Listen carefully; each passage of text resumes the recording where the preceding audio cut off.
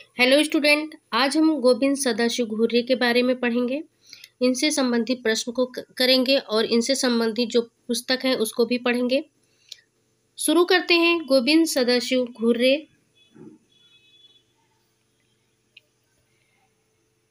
गोविंद सदाशिव घुर्रे का जन्म 12 दिसंबर 1893 को मालवान, पश्चिम भारत के कोंकण प्रदेश के छोटे से कस्बे में हुआ था।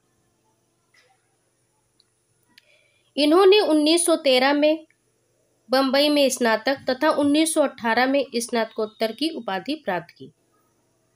1913 में मुंबई में और 1918 में इन्हें उपाधि प्राप्त हुई। 1919 में इन्हें विदेश में समाजशास्त्र के प्रशिक्षण के लिए छात्रवृत्ति मिली। लंदन में वह हाब हाउस प्रमुख समाजशास्त्री से पढ़े। 1922 में इन्हें पीएचडी की उपाधि प्राप्त हुई। 1922 में इन्हें 1924 में वह कुछ समय तक कोलकाता में रहे। ये जो है 1924 में कुछ समय तक कोलकाता में रहे। बाद में वह बंबई विश्वविद्यालय में रीडर तथा विभागाध्यक्ष बने। वहां पर वह अगले 35 वर्ष तक रहे और ये 35 वर्ष तक रहे। 1951 में इन्होंने इंडियन सोशियोलॉजिकल सोसाइटी की स्थापना की।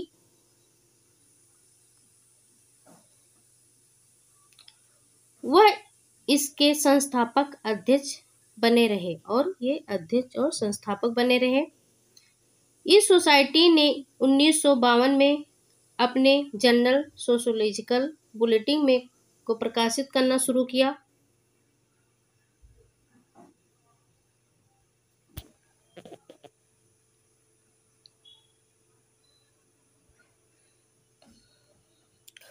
उन्नीस में वह सेवानिवृत्त हो गए, परंतु वह शैक्षिक जीवन में कार्य करते रहे और ये सेवानिवृत्त होने के बाद भी कार्य करते रहे।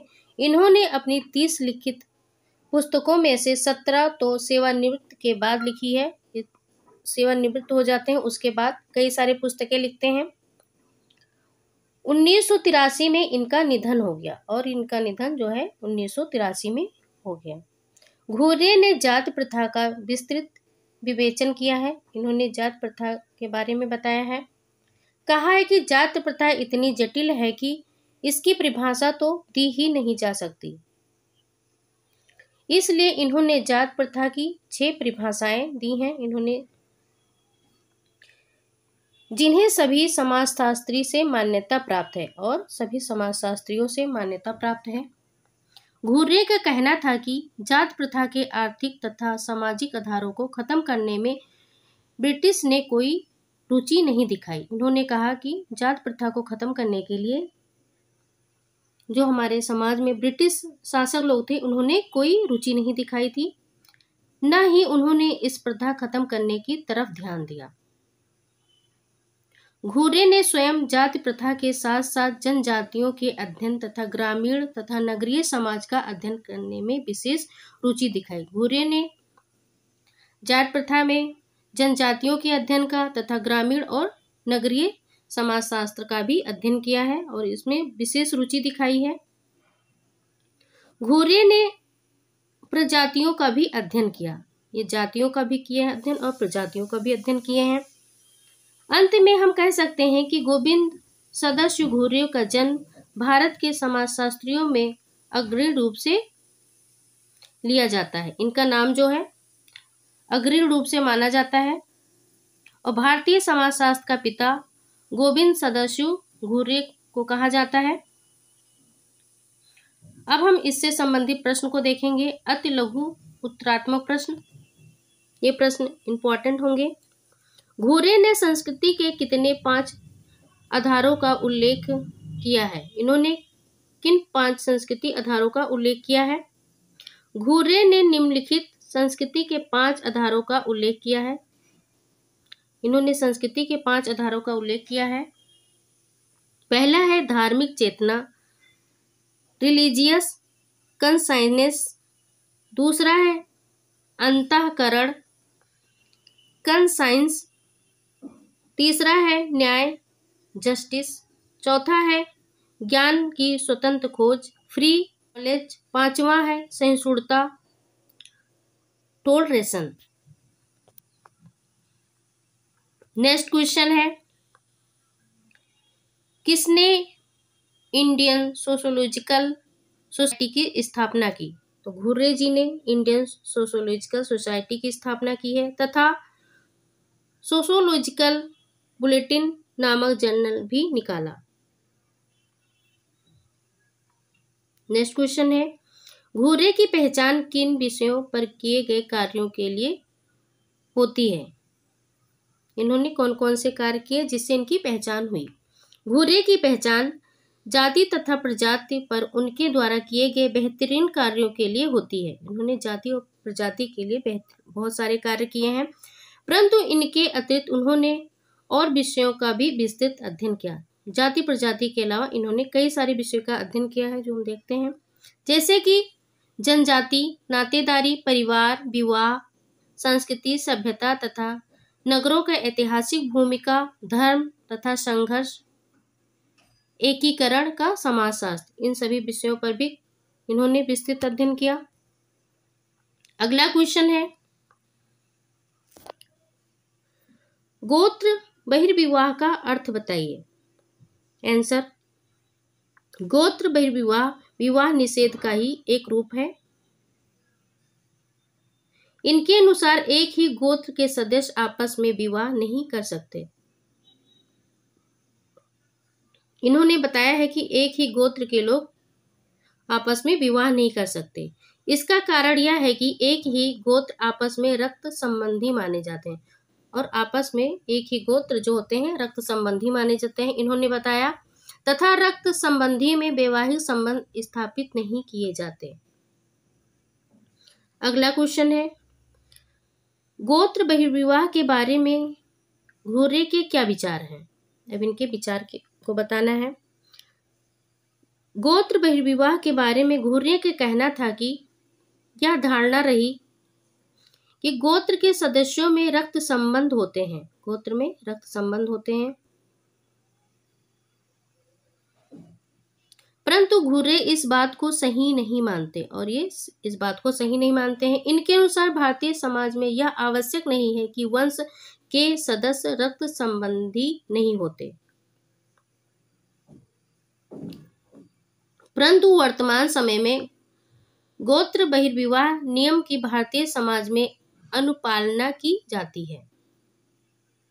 भारतीय समाज में इनकी अनुपालना की जाती है। अगला क्वेश्चन है, रिजले के प्रजाति के क्या अर्थ दिए हैं? रिजले ने प्रजाति के क्या अर्थ दिए हैं? इस प्रश्न में है, रिजले के अनुसार मनुष्यों का विभाजन उसकी विशेषताओं को रखते हुए होती है। इन्होंने बताया कि मनुष्य का विभाजन जो होता है उनकी विशेषताओं के आधार पर होता है, जैसे कि खोपड़ी की चौड़ाई, नाक की लंबाई अथवा कपाल का भार तथा खोपड़ी का वह हिस्सा जहां दिमाग की स्थिति होती है, तथा इसके आधार पर मनुष्यों को अलग अलग प्रजाति में बांटा है।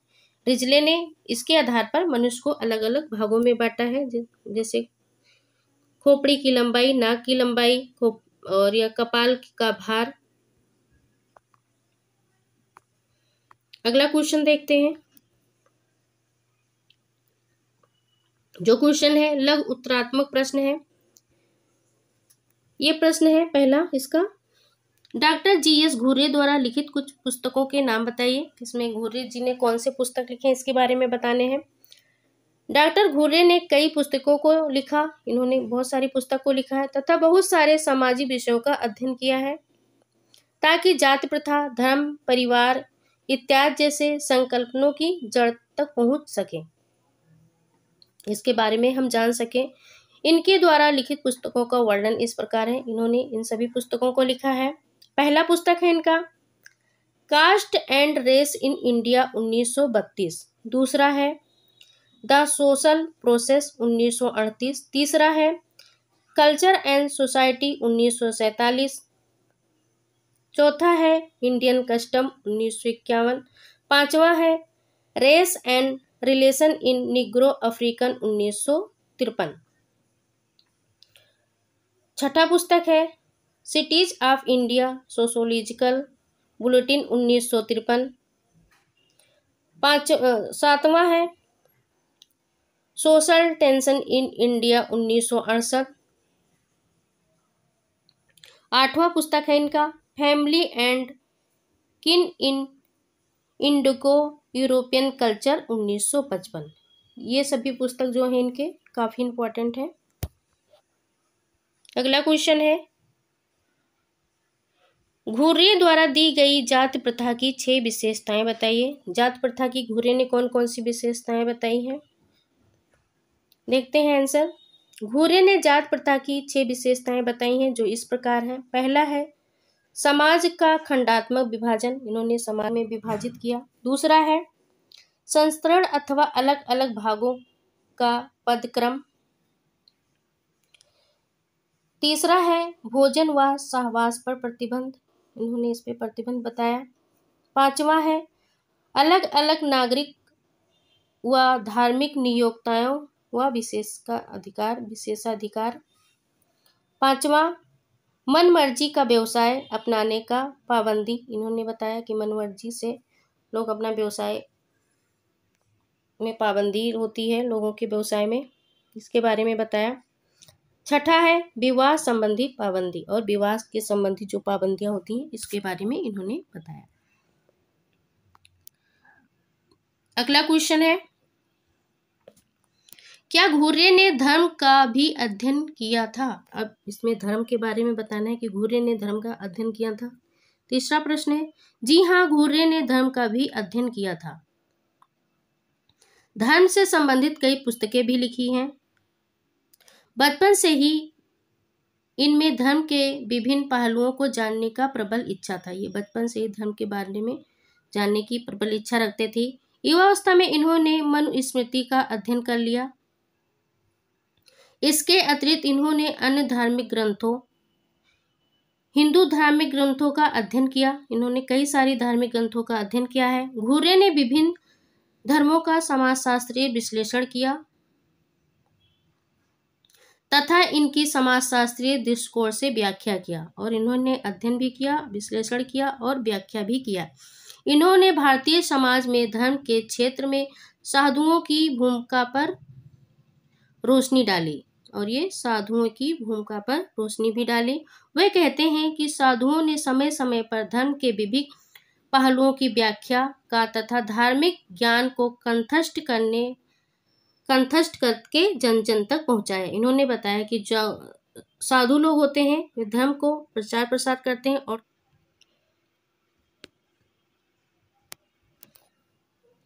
चौथा क्वेश्चन है घुर्रे के जनजातीय समुदाय के क्या संबंध हैं और इन्होंने क्या विचार दिए हैं। जनजातीय समुदाय के बारे में क्या क्या विचार दिए हैं। घुर्रियों का मानना था कि भारतीय जनजाति पिछड़े हुए हिंदू होते हैं। इन्होंने बताया कि भारतीय जनजाति जो होते हैं पिछड़े हुए हिंदू होते हैं। इनके जनजातियों से संबंधित या कई सारे विचार जनजाति से संबंधित इन्होंने बताया है। कौन कौन से विचार बताए हैं जो संक्षिप्त रूप से है देखते हैं। इनके अनुसार कुछ जनजातियों का हिंदूकरण हो गया। इस प्रकार की जनजातियों ने हिंदू मूल परंपराओं, रीति रिवाज, मूल्यों तथा जीवन पद्धति को अपनाया है। दूसरा, इनके अनुसार कुछ जनजातियों का हिंदूकरण हो रहा है। ऐसे जनजाति समूह हिंदू विश्वासों, अनुष्ठानों, परंपराओं तथा जीवन शैली को अपना रहे हैं तथा इस साथ ही वे अपनी जनजाति जीवन पद्धति को भी पकड़े हुए हैं। तीसरा क्वेश्चन है इनके अनुसार कुछ जनजातियां हिंदुओं से प्रभावित नहीं होते।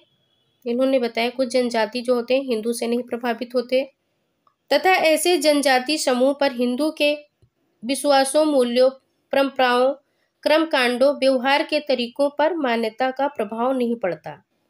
इन्होंने बताया कि जो जनजाति हैं ये हिंदुओं के विश्वास, मूल, परंपरा, कर्मकांड, व्यवहार पर कोई प्रभाव नहीं पड़ता है इनका।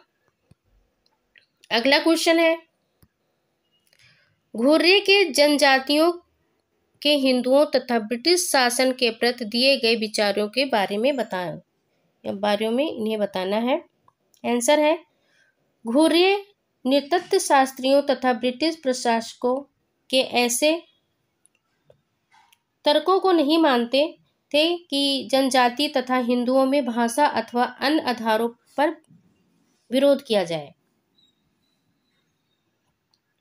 बल्कि घुर्रे प्रमाणों के साथ यह मानते थे कि हिंदुओं के साथ संपर्क में आने के बाद जनजाति का आर्थिक स्थिति में सुधार हुआ।